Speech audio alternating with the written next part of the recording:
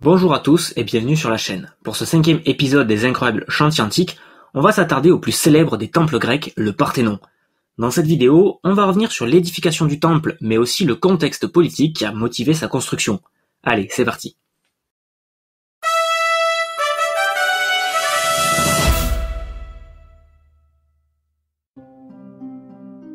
Au 5e siècle avant Jésus-Christ, à la suite des guerres médiques opposant Perses et Grecs, les Athéniens, forts de leur victoire contre cet empire d'Orient, prennent le pas sur les nombreuses autres cités-États que compte la Grèce.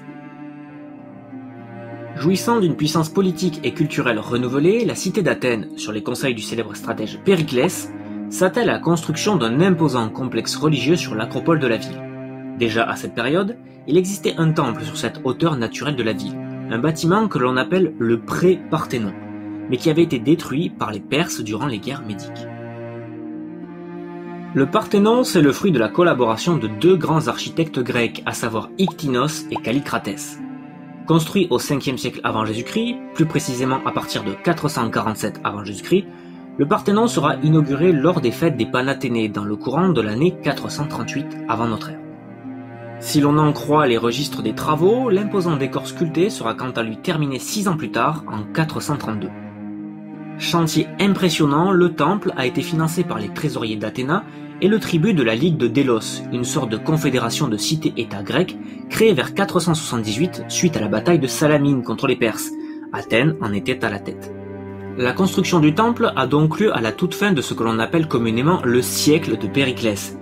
Une appellation un peu étrange au premier abord, je vous l'avoue, étant donné que cette période a duré environ 32 ans. Mais si on l'appelle ainsi, c'est parce que durant cette trentaine d'années, le célèbre Périclès est nommé stratège à une quinzaine de reprises.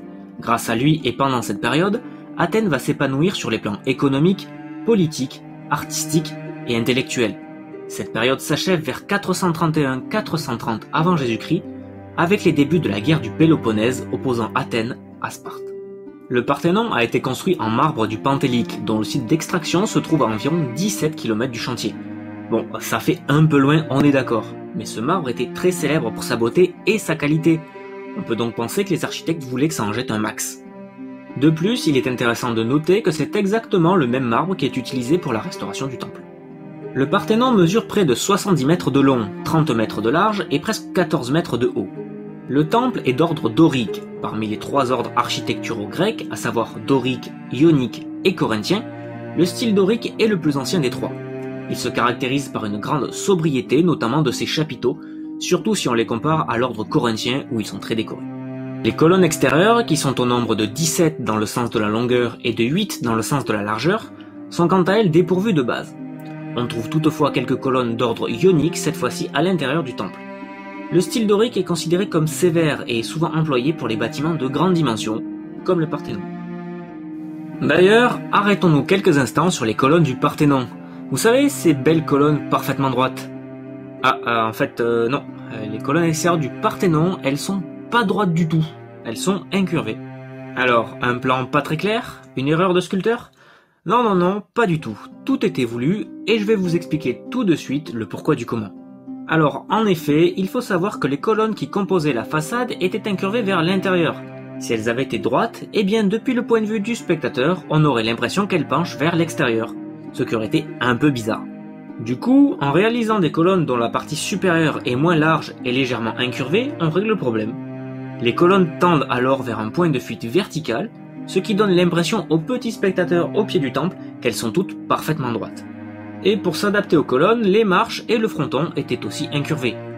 On pourrait croire que cette inclinaison des colonnes est très faible, mais si on tend un fil le long des colonnes extérieures, on se retrouverait avec un écart de près de 7 cm entre le bas et le haut de la colonne, et c'est quand même pas rien. Mais du coup, grâce à quelques habiles calculs mathématiques et une grande organisation et une grande maîtrise des sculpteurs, on n'y voit que du feu. Ouais, sont forts ces Grecs. Avant de rentrer au sein du temple pour admirer son plus impressionnant trésor, à l'extérieur, les fidèles pouvaient déjà admirer les incroyables décors sculptés. Entre les colonnes et le fronton, qui lui montre les mythes d'Athéna, à savoir sa naissance du côté est et sa lutte pour la ville d'Athènes face à Poséidon à l'ouest, on remarque une première série de sculptures. En effet, sur les métopes sont représentées différentes scènes mythologiques. Sur le côté ouest, il s'agit de scènes d'Amazonomachie. Sur le côté nord, il s'agit de scènes de l'Iliou Persis qui décrit le sac de la ville de Troie mené par les Grecs. Sur les côtés est et sud, on retrouve respectivement des scènes de gigantomachie et de centauromachie. Dans un deuxième temps, sur tout le tour du temple, on trouve une impressionnante frise sculptée de près de 160 mètres de long. Cet imposant programme de sculpture représente la procession des fêtes des Panathénées. Malheureusement, environ 30 mètres de la frise, soit une partie non négligeable, est aujourd'hui perdue. D'ailleurs, la frise ainsi que des morceaux du fronton est l'objet de polémiques depuis plus de 2 siècles puisqu'elle est en très grande partie conservée au British Museum de Londres depuis qu'elle a été démontée par Lord Elding en 1801, en affirmant qu'ils seront bien mieux conservés dans son pays et les emporta donc en Angleterre avec l'autorisation de l'Empire ottoman. Et depuis leur indépendance en 1832, les Grecs comptent bien récupérer leurs vestiges, mais encore aujourd'hui la question n'est pas prête de se régler. D'autres parties de la frise sont quant à elles conservées au musée du Louvre. Mais il semblerait bien que l'affaire des décors sculptés du Parthénon ne soit en fait que la partie immergée d'un immense iceberg. Et du coup, je me permets de m'interrompre 2 minutes pour pointer du doigt un problème relativement complexe en archéologie. Il s'agit de la restitution ou non des vestiges. Je m'explique. Il ne faut pas oublier que pendant une très longue période, l'archéologie était grandement dominée par quelques pays européens. De ce fait, la grande majorité des opérations archéologiques anciennes sont principalement l'œuvre des Britanniques, Français, Allemands ou encore Scandinaves. Et dans certains cas, les vestiges étaient ramenés au pays.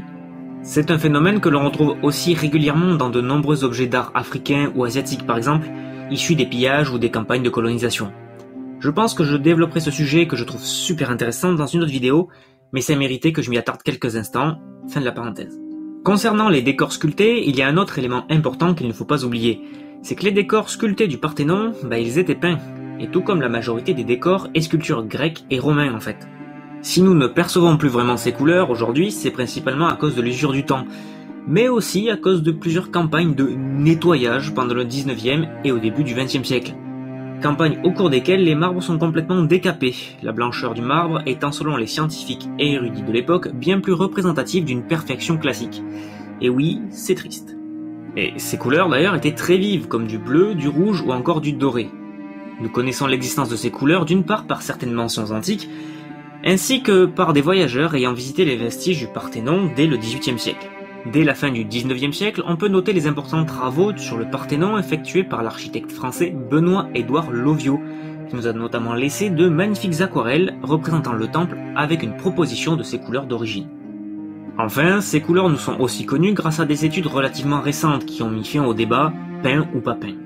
En effet, dès la fin du XXe siècle, de nouvelles méthodes scientifiques sont mises au point pour l'étude de la polychromie des sculptures, comme la photographie par éclairage rasant ou encore l'utilisation de filtres ultraviolets.